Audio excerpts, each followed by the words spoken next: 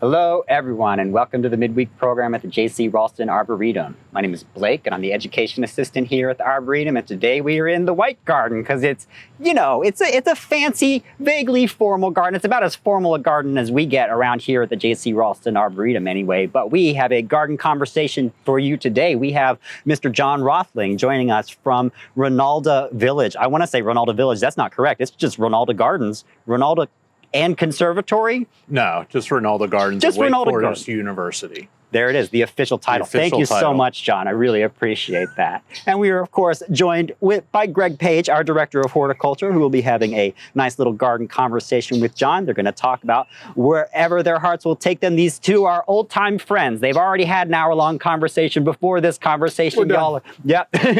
Sorry you missed it. Y'all are in for a treat. Those of you joining us on YouTube, please like this video and subscribe to our channel, and feel free to leave a comment down below. And with the announcements out of the way, I can pass things over to Greg and John to have a nice little garden conversation. Excellent. Thank you for tuning in. These are always my favorite things to do because you get to be in the garden with these lovely folks here. But I get to bring in some of my horticultural family to talk about The evil plan is to highlight how great there is a network of gardens in this area. We're not that far from each other. John and I were just talking about the American Public Garden Conference that's held every year. And one of the highlights for me last year was me and you and Bobby just sitting and just talking. We had to go to Boston to get together. Right. And our good friend at Chapel Hill. We had to go that far away just to sit down and talk to each other. So we get to do it in front of you. I get to pepper him with questions. In case you haven't been paying attention to John and what he's been doing, he is at Reynolda, and he just unleashed to the world a brand spanking new conservatory. And that's not something that happens every day. It was a new one that they kind of redone, but it's brand spanking new now. And he's a little bit tired. That takes a lot of energy, physically, emotionally. It's hard to weigh how much that does to you.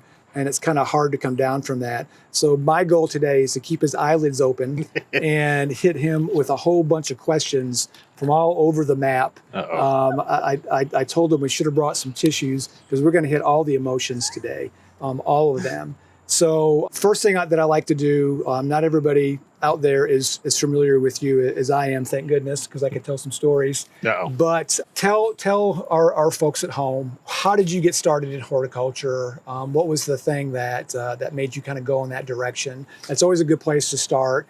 For me, it was my grandmother. She had me very interested in the outside world, nature and plants and animals and birds and all that stuff. What was the bug that got you in that direction, and not something more sane and insatiable than that? I think the two things were, out of four kids, I was the only one. I don't know if my other three siblings wore my dad down so much. I was the only one allowed to do anything in the garden. For whatever reason, my two sisters and my brother didn't ever garden. My dad let me garden a bit. And then the other thing was, I remember being 13, celebrating my 13th birthday at scout camp. And my parents came up to visit, and my dad goes, "Oh, you got 2 years." I'm like, "What, 2 years till what?" And he goes, "Till you get a job." And so when I was 15, I put in an application at what is now the Greensboro Science Center to be a junior curator. And I also put in an application at New Garden Nursery, to work there. And New Garden answered first. And, working with, Lee and Larry Newland, who, I owe a lot to, it was one of those things of going, you could make a living doing this. And, that just started me on this path. And once you got on that path and kind of going in that direction, where did you go to school to kind of cut your teeth on that sort of stuff? So I did a weird thing, and I had always been a Carolina fan. Boo, hiss. That's coming up. Don't go there yet. So I actually went to Carolina pre-med. It was early admission, all that stuff. And it was kind of 2 years into it, where it was one of those things of going, is this really what I want to do? It's kind of like, oh, if I'm a doctor, I can afford a garden. Yeah. And then, it just was not what my heart was in. And I think, I also was having a lot of fun in Carolina too. So took a year off and kind of recalibrated and ended up transferring over to NC State and getting my degree here. And from there, there are some roots and some connections to the JC. Tell us about that side of things. So it's been, it's kind of fun to think about it. I remember taking, my plant ID course, and Todd Lassane was one of my TAs. Oh, God. I was one of the few that always speak up. I always had opinions, and still have opinions. Still do, yeah. We mention a plant, I can't stand that, or, And so he's the one that encouraged me. He was like, hey, Tony Avent, over at Plant Delights, they're looking for part-time help. So, I started working at Plant Delights, started hanging out with Todd and Rodney Eason and Richard Olson. And, the opportunities came up, like I had to fill electives, and I was like, hey, there's always this, I can't remember, it was like HS 495A or something like that, where you could volunteer or do work at the Raulston and get course credit. So I started doing that, and Todd would have me go into the library and go get the Flora of China. So I come back with 3 loads of books, and he'd have me researching plants, of making sure we had the names right. Todd is as ever detailed of geographic distribution, about making sure east to west, north to south, of how we lined everything out. So I just started working here, and loved the people here. Then I got really lucky. I'd graduated, and Todd had kind of had this idea, went to Bob Lyons, and they went and basically, before GoFundMe was a thing, cobbled together support through the nursery industry to have enough money to offer a position. Worked for Todd as his assistant for, I think it was about a year. Mitzi retired as a research technician, was lucky enough to get that position, and just loved being at this place. And still. So how long total was that?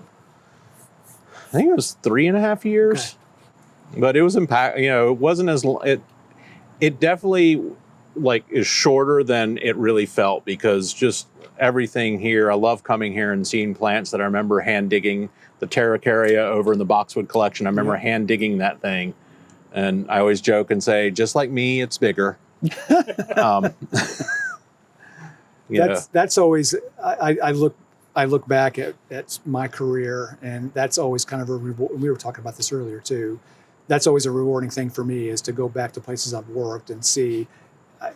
We dug that tree out of a field nursery at Longwood Gardens and planted it here, 20 years ago, and now look at it. It's that legacy that we've left behind. That's always an amazing thing to see. I've always been fuzzy on that part of you being here. Yeah, I didn't know how long that actually was. It really, Bob left for Longwood.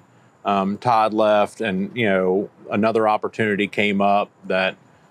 It was one of those things that, hey, this looks like an interesting, detour on the career path. So I took that. Was that High Point? No, that was working for Plant Haven. Okay.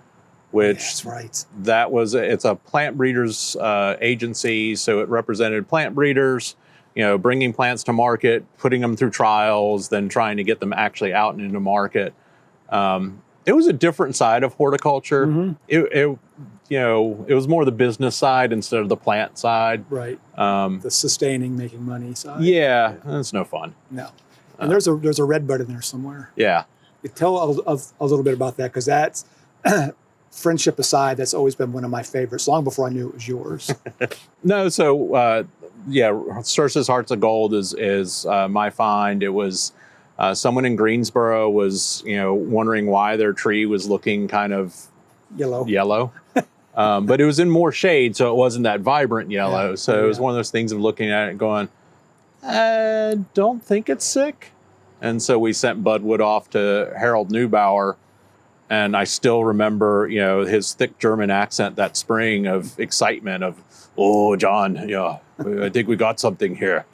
And the magic of the Neubauers. Yeah. And I mean, that just started that whole path of, learning that you ain't going to get rich if you patent a plant. So just let me dispel that notion. There's a lot to it, especially with trees trees don't get really into the market unless you're Denny. I mean, Denny's redbuds are absolutely amazing, and he's prolific. Yeah. I was a one-hit wonder. So a wonder nonetheless. Yeah. So from there, where did you go next? So, I spent time at Plant Haven. And, like I said, it was very different because you spend time here where it's all about sharing plants. And then, at Plant Haven, it's licensing of making sure people sign trials agreements. So it was, like I said, telling Don Shadow that I can't let you grow a plant was something I never wanted to go through again. So, that was about 2008. The economy tanked. The time with Plant Haven came to an end. Worked briefly at UNCG as a lab manager because it was like, okay, I need a job.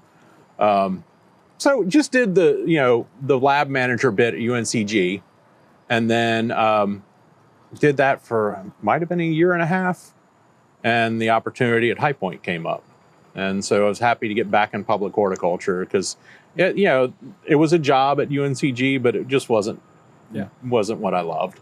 I'm trying to think of the time frame when I first met you.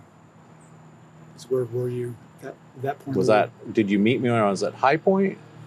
It might have been here. It probably was here. Yeah. Todd was, it was here because it was with Todd. Yeah. I mean, Todd was really good about, pushing me through doors that whether I was ready for them or not. Yeah. I still remember when he was like, okay, here's a list of nurseries down in Georgia and South Carolina I want you to go to and go ahead and call. And, one of them was Durr. And, as a student, with this book of, Durr's this, magical figure. And so, setting up and walking around the trial plants with Durr. And, thank God Todd had trained me well enough because Durr kept picking up things. What is this? And I was getting them right. And I think it was frustrating him. But, I remember coming back here, and this was a trip completely by myself, which that, it's kind of like a whole new experience, but coming back with the pickup just completely packed with plants. I mean, we stopped at the Beasley's place, transplant nursery, lots of deciduous azaleas. Spending time with Durr, going to Woodlanders, going around with Bob McCartney, which is an experience unto itself. Oh boy, that's a book's worth of stories there.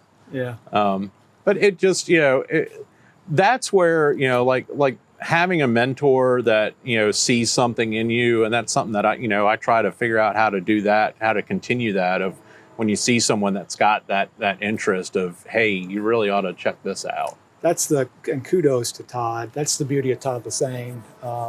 He sees that in people and lets them run with that. And he's really good at cultivating that stuff. Yeah. So shout out to him. We need to get him on here at some point. Yeah. So you're at High Point.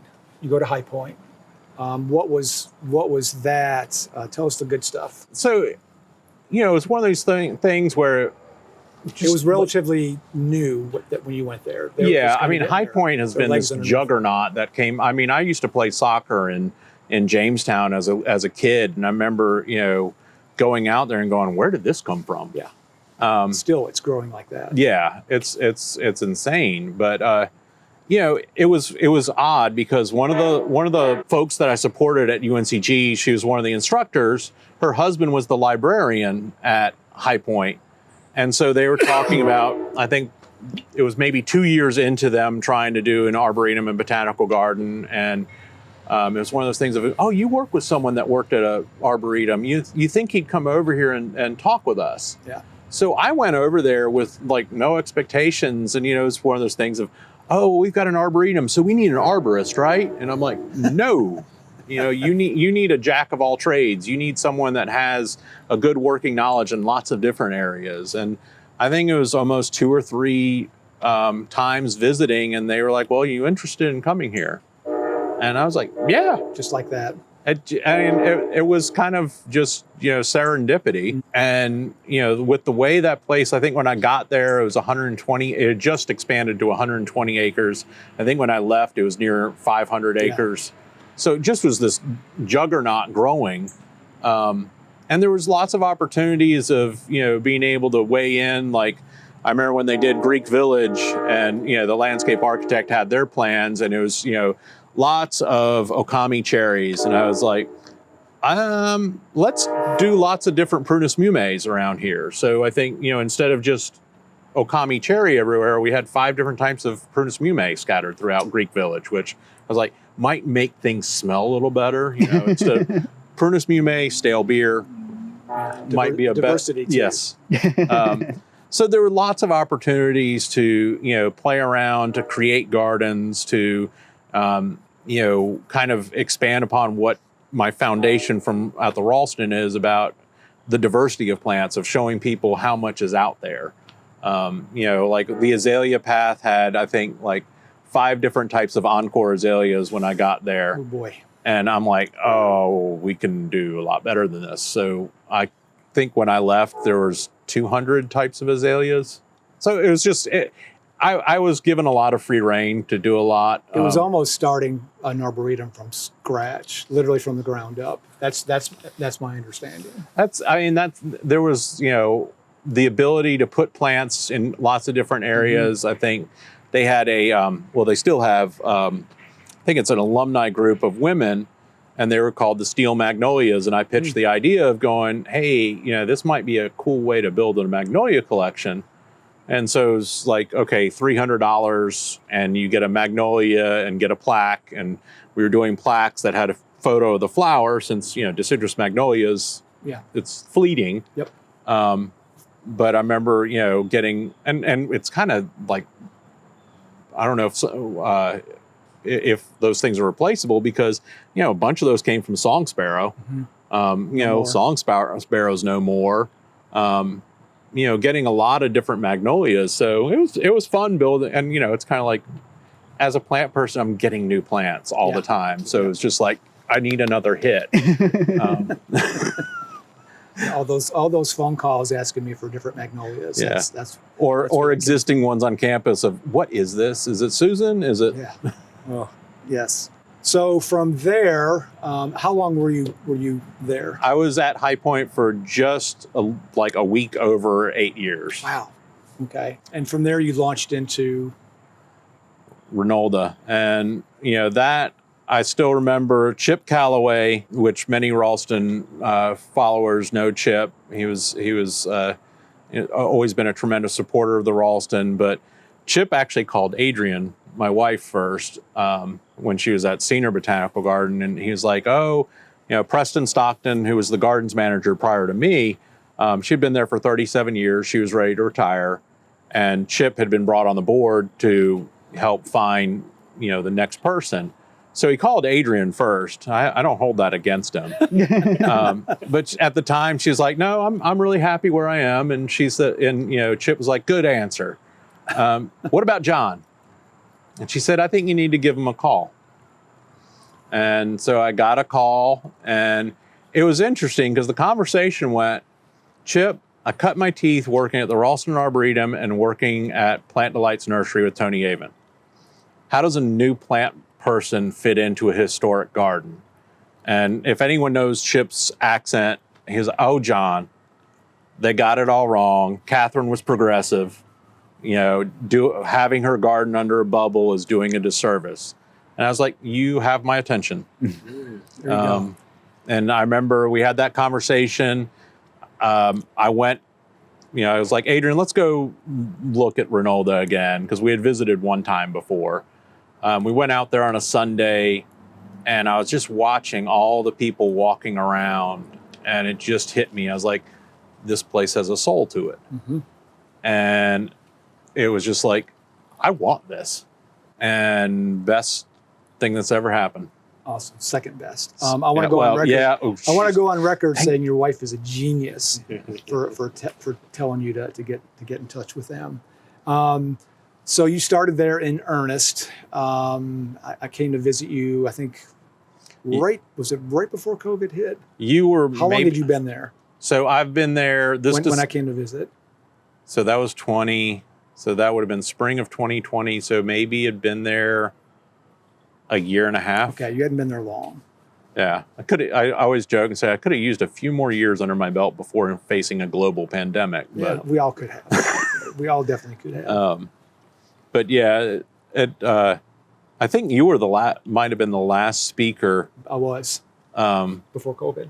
No, you weren't the last speaker. I think you were the first thing we canceled because we were getting ready to come down to Bartlett to tour for the Magnolias, and I did a talk for you at the beginning of the season to get people juiced up. Yeah.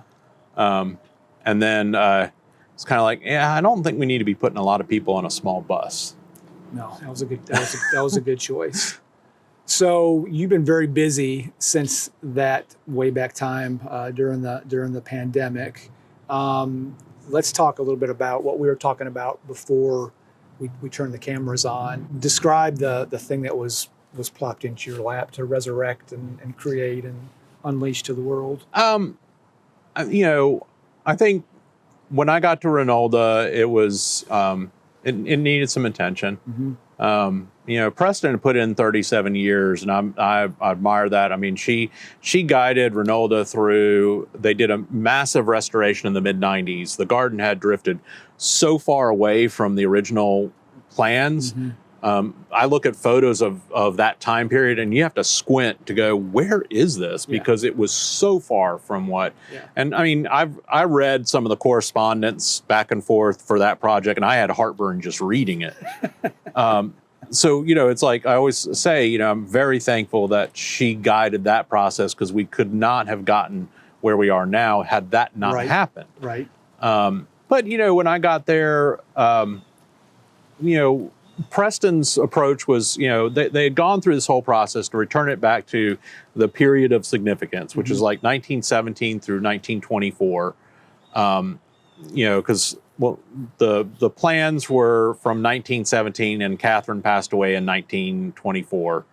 But the whole thing was sticking to those original plans of trying to, we have to grow. And this is one of the anecdotes I always tell, is like one of my horticulturalists would tell me about, we have this petunia in the pink and white garden, but we have to rip it out every summer because it looks so bad. And I'm like, there's been 100 years of breeding of petunias. I think we can find one that might last the whole season. Yeah. So my approach has been not so much going, verbatim by the 1917 plans, but what's the intent of the plans? Yep.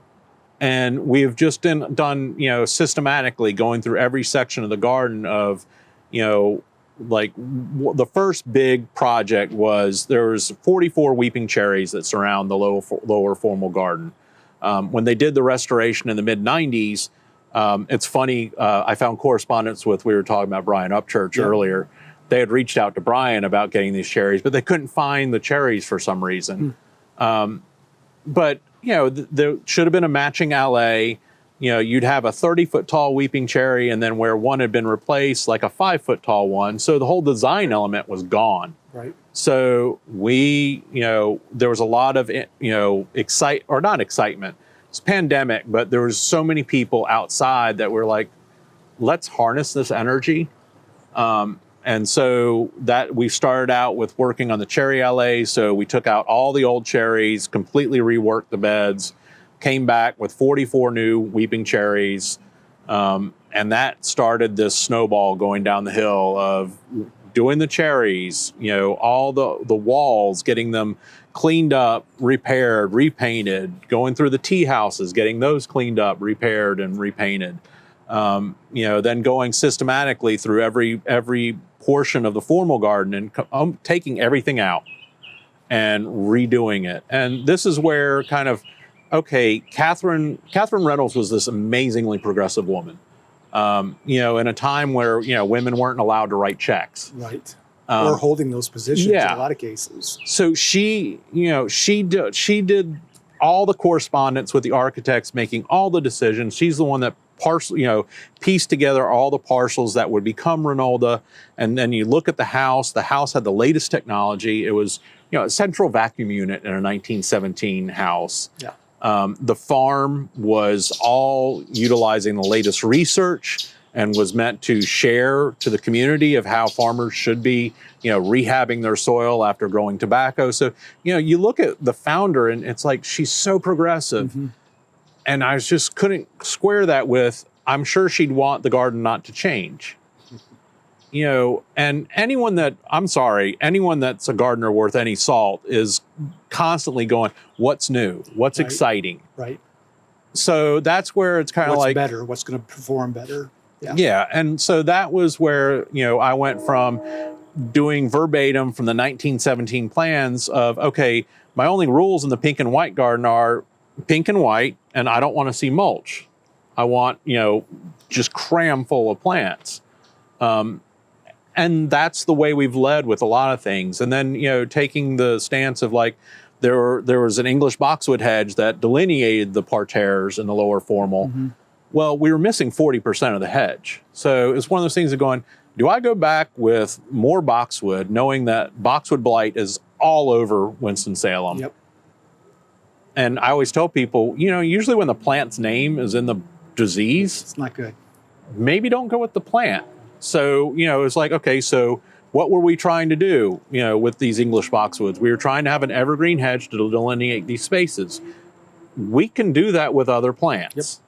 Yep. And so, in the lower formal garden, we used, I think it's Southern Moon, Indian Hawthorn. And it was one of those things of being over at Senior, walking around with Adrian, and, they had this hedge that was in there. And I'm like, that's like perfect height, perfect width. And I'm not a big fan of recreating the wheel if I don't need to. Right. So we used that in one area. Another hedge that we took out, we used Party Princess or Kaurihime osmanthus. Mm-hmm. And it's one of those things where you hold it up, the leaves are the same size as a boxwood. Mm-hmm. And it's if you're going to shear it into a hedge, does it matter what it is? A green meatball is a green meatball. And this one smells better. It doesn't get all those boxwood diseases. Yeah. So, that's been my approach of we want to honor the intent of the designs, mm-hmm. but we want to find plants that are successful. And I was telling you, I also go, just because a mistake is historic doesn't mean we repeat it. Oh. And, it's one of those things of going, it was designed by Thomas Sears. He did a great job, but no one's infallible. No. He was a northern landscape architect. This was his second job in the South.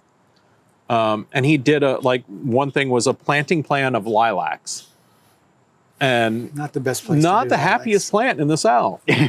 But in some ways, I'm trying to honor that intent. And we're using things like Betsy Ross and the Hyacinthiflora hybrids of, ones that can grow here. Ones that have the low chill requirements. Yeah. And, it's kind of one of those things of trying to say, hey, anyone else that's like me or Adrian that has, came from the North, we can still have lilacs in the South. You just have to be very thoughtful about which ones. Right. So there's those opportunities. I don't know. It's we've done pretty much almost the entire formal gardens have been completely redone. And it's, it's fun because there are times I'll sit in the garden and listen. And, the public doesn't necessarily know who I am. And, I love listening to people, and I love it when people are like, what is that? Oh my God, I've never seen a yellow peony. Oh, we changed the, one of the other design elements was in each parterre, in each corner, there should have been a deciduous magnolia. Mm-hmm. And the old Solangianas, I don't know about you, but the way that white and pink blended together into a muddy color, they should have matched. We had 15 different sizes and 3 different colors. So we ripped them all out. And my 2 criteria were, I want to get a magnolia that's been bred for later flowering, mm-hmm. because, it's one of those things of going, hey, typically we grow those, it starts to come into bud. I'm having a Mike Pence moment. They start to come into bud and we get 28 degrees. Right. So there's nothing more frustrating than growing magnolias. Yeah. It's coming from somebody who had one of the biggest collections. Yeah. You've been there. You've done it. Yes. I've seen some things. So the yellows are the ones that are the later. And so that was the other change, was to change the color. and we went with Lois, which is this wonderful pastel yellow. Yep. And it worked perfectly. And it was one of those things that I actually came here to the Raulston and saw Lois here and was thinking about the timing. And I'm like, this might play out right. And the way it works is pretty much the cherries are in full flower. Yep. They start petering out and the magnolias kick in. Yep. So the way it works in spring for us, which I love, is I describe it as multiple crescendos in spring. So you have cherry season, you have magnolia season, you have bulb season. And it's my whole goal of I want people to feel a need of the garden's constantly changing. So I need to keep coming back. Yeah. You know, and that every visit, I mean, this goes back to visiting Chanticleer, where I've never had the same visit at Chanticleer. It's impossible. Yeah. And that's what drives me is, you know, we all know this amazing palette of plants that we've got. We know the diversity and all the new breeding and things that we can craft these moments that never are the same. Yep. So it's been fun kind of taking a historic garden, but making it relevant to today. And, you know, it's things like, you know, new diseases, better selections. The pink and white garden had, you know, Japanese anemone that had swallowed like a quarter of the garden. Yeah. We're still fighting some of the last ones that are clinging to life, but we ripped them all out and we went with the Swan series, which is the clumping. You know, it was a weird hybrid that I think that happened in England that, you know, ended up with a Japanese anemone that stayed as a clump. So we're still achieving what the design was calling for, but without better a plants. thug. Yeah. So it's been fun. It's been a lot of work, and you know, I've pushed the team that I have hard, but it's just been, you know, so gratifying to hear people say that, you know, the gardens look, you know, the best they've ever remembered. That's high praise. And talking about pushing and losing sleep, talk a little bit about the conservatory and all that entails. I think there's, you know, I'm not a social media butterfly, but there's been a lot of pictures of that, and I was lucky enough to see it before you did what you did. But give a little bit of history about that, where it is now, and I've got some not so horticulture relevant things to kind of wrap up with. So one of the key elements and one of the most distinguishable architectural features on Reynolda, and Reynolda was it was the R.J. Reynolds estate. So, attack squirrel. You know, typical plant per squirrel. You know, R.J. Reynolds, their home, the village, the gardens, and these three entities, there's been a whole process of stitching them back together. But back to the conservatory was actually the first thing really on the property. And that goes back to 1913. It's a Lord and Burnham conservatory. And I always describe it, it's kind of like IKEA for the well-off. Yeah, that's it was a good a kit. analogy. Yeah, they're all over the Delaware Valley. We had a greenhouse at Bartlett. That was one, and it's just not something you don't see anymore. Yeah, I mean, like, you know, they're also like, there's the big ones, like you think about U.S. Botanic Garden, Phipps, Sonnenberg, upstate New York has one, but you know, typically these were on estates, and as estates kind of either fell into ruin or stayed private, those greenhouses stayed private. Built well. They were built very well. One unique feature about Reynolda is typically you think about a garden on an estate, they tucked them behind the house. Catherine put it next to the road because she wanted the community and the public to actually experience it. So the conservatory has always been, accessible by the public. And I remember when I got there looking at it going, can we paint this thing? I mean, there was rust, but that was the first indoctrination to nothing is going to be simple. Lead paint. Okay. Yes, asbestos beds. So it was, we knew we were coming up on the cycle with any glass greenhouse where you've got to reglaze. And it's one of those things of going, if we're going to reglaze, shouldn't we be looking at the bigger picture? Again, Catherine Reynolds was so progressive, I was like, there is no way she'd want us still hand cranking vents, which is what we had to do. So especially on the weekends, if staff comes in, you open the vents. Well, either the vent stays open or someone drives back and closes them at the end of the day. Yeah. So we just started looking at it. I reached out through APGA, which is such a great resource of going, hey, who do I need to talk to? Named Jim Smith came up a couple times. He came out and did a whole assessment of the conservatory of what needed, what was critical work. Right. That started the ball rolling. We had fantastic donor that stepped in, wanted, they're really big, Malcolm and Patty Brown. They're all about conservation, and they loved, Malcolm was basically, oh, tell me about the conservatory. He was very interested in it, and he was constantly, where are we on this? Mm-hmm. In a good way of making sure that it wasn't getting bogged down. But we basically took the conservatory back to its original architecture. It had been altered over the years. There on the wings, there's this beautiful curved glass. Mm-hmm. Well, at one point when they reglaze it, curved glass is a lot more expensive than straight glass, so they altered the frame. Even the facade around the Palm House had been altered. We, realized when they did it that time, they didn't put the vents back. So you had the vents up at the top, but you didn't have lower vents to bring air in. So it was a really interesting process. Along that way, we found out when Lord and Burnham closed up shop, all their documentation went to New York Botanic Garden, including the 78 pages of construction documents from this project. Huh. So we actually had access to some of the originals. Oh, wow.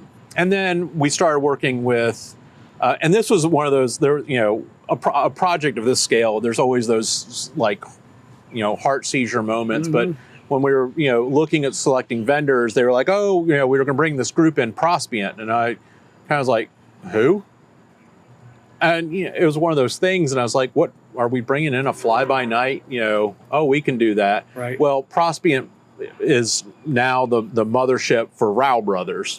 Yes. And Rao has been around for decades. Yep. They have a restoration division. They've done Lord and Burnham's. That crew was just amazing. Yeah. So they did an absolutely fantastic job of bringing it went down to the steel beams. Everything came out. We tore all the concrete out, brought it back to the original architecture, brought in, I always say it's got beauty and brains because the systems are all modern day. I could go on my phone right now and freak the staff out. Why are the boilers kicking on? It's 80 degrees. So we've got all modern day technology, and we were able to lean into some advances. So previously, the Palm House had aluminum shades that covered the dome for shading, and you had the shade, and then you'd get red algae on the glass, and it was just a mess.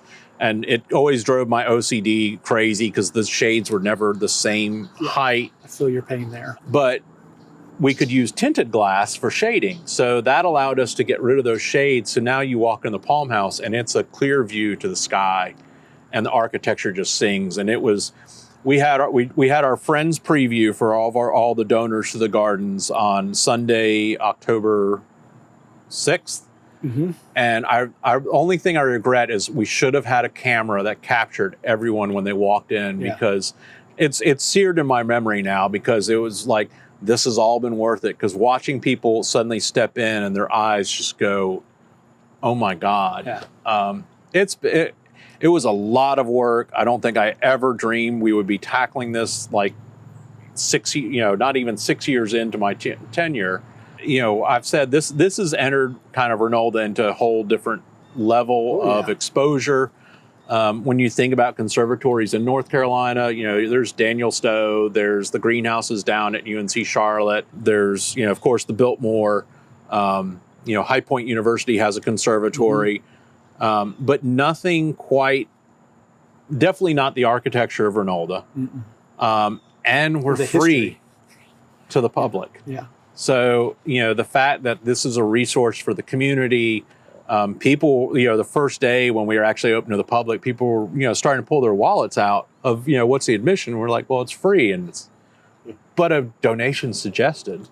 But yeah, it was exhausting to get it done, but it was like, I was telling you, a colleague, Jonathan Wright at Newfields, had said, how's this feel knowing the work you're doing now is going to have this here for another 100 years? And that, it's like when you're in the middle of it, you don't think that. It's just head down, get through it, let's get this done. No. But you don't have those moments to like step back and go, oh my God. And I've told my staff, I'm like, you guys have just participated in a new moment of history for Reynolda of this restoration. Yeah.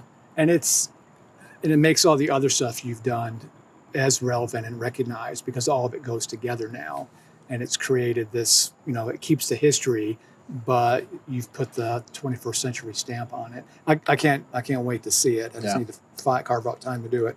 All right. I want to wrap up with a few not so horticulturally relevant things. Uh-oh. So life outside of gardening. There is one? That sort of, kind of, and you're a special circumstance. Where, and I don't remember, I've lost track of it, the horticultural power couple. Tell us about that, and where does that come from? So, like I said, Todd had said, hey, Tony, Tony's got some positions at Plant Delight. So I started working there in, I think, May of 2019? No, 2009. I don't even know. 2009. Yeah. 1999. Yeah. Yes. God. Yes. One of those centuries. Sorry, I'm getting on in my years. Yeah, so well. 1999, I started working at Tony's. And then in 2000, Rodney Eason, who was his curator, was leaving to go to Longwood. Yep. This person, Adrian Zazzara, had accepted a position to become the new curator.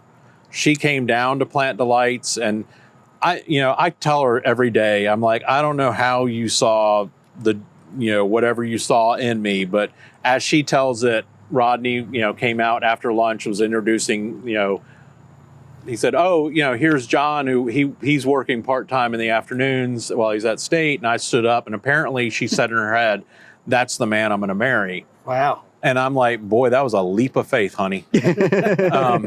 I'm like, I wouldn't have married me at that point. But it was funny because I was at a stage in my life where I was like, I'm done looking, I'm done. And we would just hang out and talk plants. I still remember our friend Jonathan, who was a classmate of hers at Longwood. He came down to visit. Her sister, her twin was here. Her sister was here. We're all out at dinner, and it was like, at one point, I think her twin said, do we have to talk about plants? And we all went, yes. So we just hung out a lot, and it's been the best, coming up this Friday will be 21 years, best 21 years of my life. Wow, it goes by fast. It does. So where's the power couple? Was that an article that was in Horticulture? So at one point, locally there's the O. Henry magazine, and they were starting a new thing. So they did an article on us more locally, and then Pam Beck, love her to death. I every time I see her smile, it's a good day. Yeah. She had the idea to do an article on us for American Horticultural Society. That makes sense. That's where it came from. So that, it's been fun because I think that we've got this shared passion that, I think both of us have supported each other in our different endeavors of,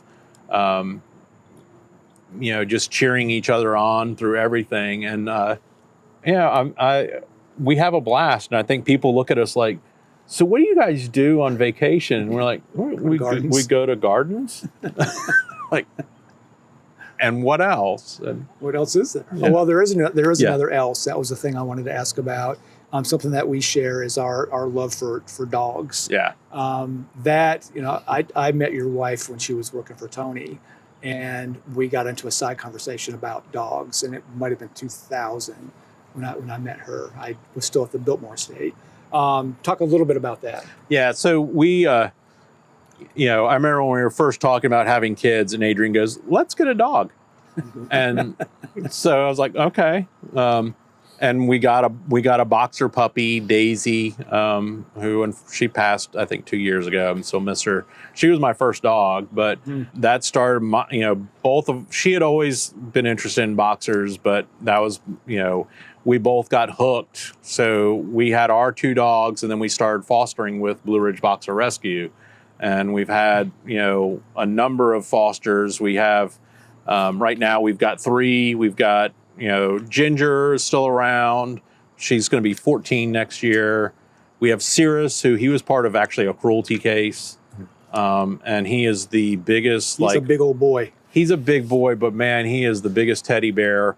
Back when she would have to do the Christmas lights at Senior and work late, he would stand at the door for an hour waiting for her to get home. And I'm like, does he do this for me? No. I'm like, thank you. No. But then we've got Stevie, who's short for Stevie Nicks, and she's the 3-year-old terrorist in the house. That's great. No pillow is safe. And if ever the house is attacked by a printer, I have learned that she will defend this house with her life. That's good. That's good to know. I went to go print something, and I was like, oh my God.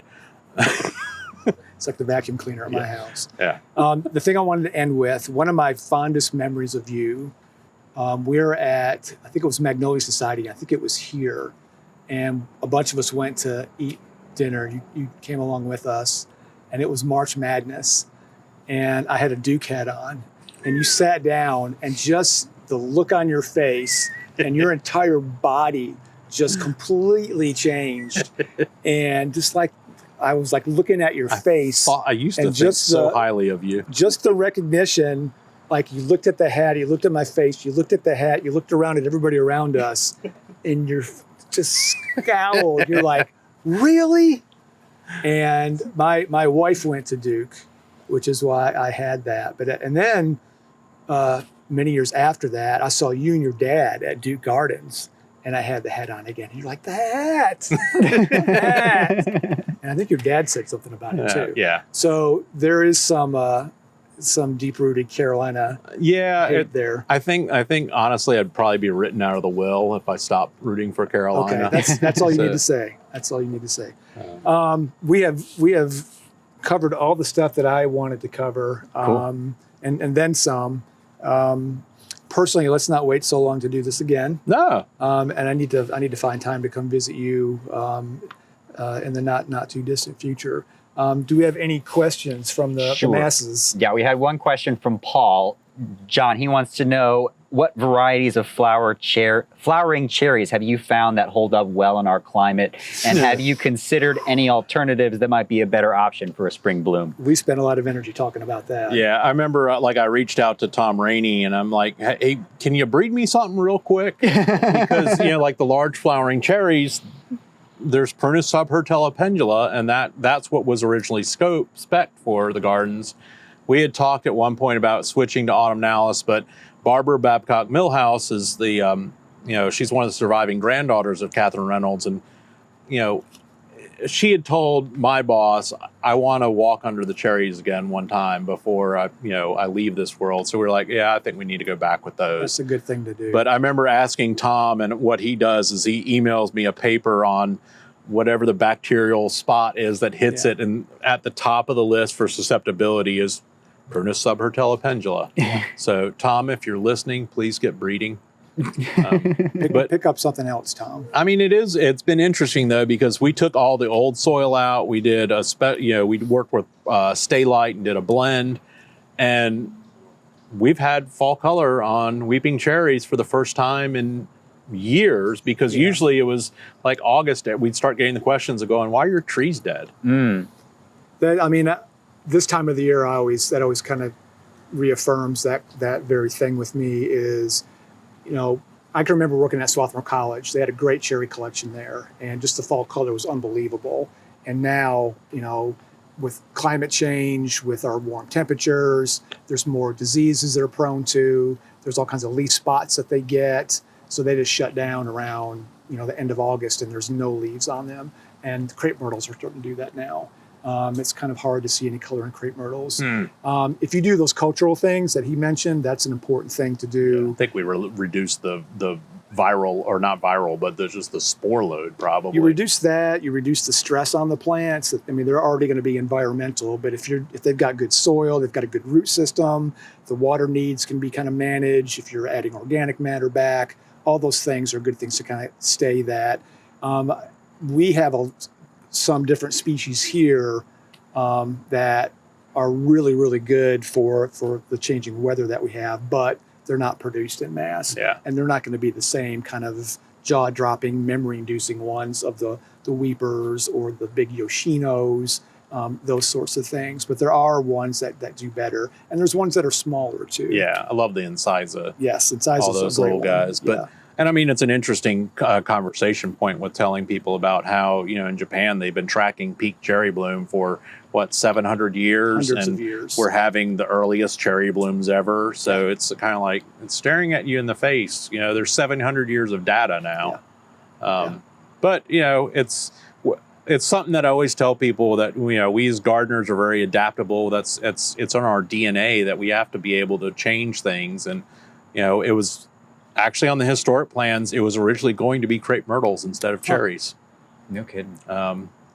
And it's one of those things that we think we can't find correspondence that says this is why it changed. But the fact that the donation of the cherries from Japan was it 1912? I think 1912, or right around that time period, is probably what influenced Catherine to switch to cherries. That makes sense. It's very, they're so impactful. Too, Oh yeah. when they're doing their thing. I totally get it. Okay, Yeah. and part two of that question, have you considered alternatives that might be a better option for spring bloom? I don't know a lot out there. I mean, it's in some ways it's like you look at all the breeding that's happened on any new cherries, and they're these small. It's a reflection of, I'm wanting it for a large estate. Yeah. Well, the reality is most people's yards are postage stamps now, so they need a smaller flowering cherry. So there's been no deliberate breeding for a disease-resistant large flowering cherry anymore. Large flowering anything. Yeah. Even street trees are moving away from elms and big things like that, and ash is going by the wayside with emerald ash borer. But just like spring flowering things that have impact, there's red buds, there's shad bush. It's into the day. There are not a lot of brain cells left. There isn't really anything as impactful as a cherry. There are a lot of deciduous magnolias that could work, but you don't get the fall color. Yeah.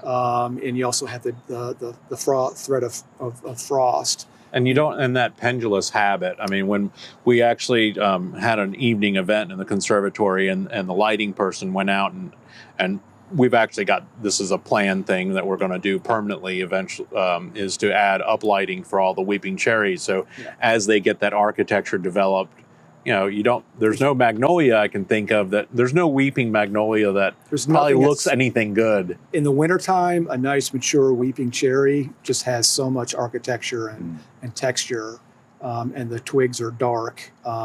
It's like the perfect winter interest plant. Honestly. Do weeping ketsuras and put pink cotton balls on it. I mean, there really isn't anything that substitutes that, unfortunately. And crepe myrtles are later blooming. And as I look up into these and I see the crepe myrtle bark scale all over them, that's a new thing to contend with. My goal is that there won't have to be a decision made until I retire. There you go. Everything right now is planning on, 2 years after I retire is when the new cycle will have to be maintenance-wise. Sure. Alrighty. Let's end with one final question. Melody would like to know if now is a good time to visit the garden at Reynolda House. Yes. Yes? And that's, I think, part and parcel to how we've diversified the plantings. So, we've got a whole bunch of echinacea popping up in the blue and yellow right now. And someone actually commented, it was a British couple walking through, they were like, the garden still looks really good. And I'm like, well, that's the goal. But the conservatory's open now, and we're in the change out season. So we're ripping out all the summer annuals and getting ready for fall and winter. But the garden still looks good. And one of the things I stress to people is we've pretty much talked about the formal gardens, and that's 3% of what we take care of. No kidding. So that's the 4 acres of the formal gardens. And then there's 130 acres that we also take care of. So there's 2 miles of trails through the woods. There's a 16-acre meadow. There's, woodland gardens where we've been removing invasives, replanting with natives and native cultivars. Lake Catherine, which is more of a wetland now. So that's one of the things I love is every aspect of horticulture, from conservatory to historic roses to vegetable gardens to meadow to, it runs the gamut. So, there's never a dull moment. That's for sure. When you were here for NARGs, you said that you took a walk through those wooded areas. You still doing that, John? I need to get back to it. You need to get back to that. The conservatory's done. It's open to the public, so now maybe I can get my morning constitutional back. Yeah, because there some of those mornings you walk and the mist is coming off the meadow, or the fog's just laying in the meadow, and it's magical. Yeah. You have the whole place to yourself. No kidding. Some things are important, John. The woods are one of those things. Yeah. Well, we tell the students, we're like, listen, guys, when you're stressed and you're studying, close the book and go walk the trails. Yeah. We all know that the benefit of nature and being outdoors. And I think that was one of the things when COVID hit, so many people suddenly rediscovered what it meant to be outside. To plug into that, yeah. No kidding. Cool. Well, that is all the time we had for today and all of the questions. So thank you so much, John. Thank you, sir. Oh, thank you. Yeah, absolutely. This was a delightful conversation. We are so grateful to have you here on the Midweek program. And thank you, Greg, for leading us through this and getting John here. It was much appreciated. Amidst all the foray of the conservatory. Thank you. No kidding. Awesome. And thank you, everybody, for joining us today. We will be back next Wednesday at 3 o'clock. We will be having a horticulture hour. So will be a hour-long Q&A. So bring your questions and prepare to stump the chumps, because it should be a good one. We will see you all next week. Y'all take care.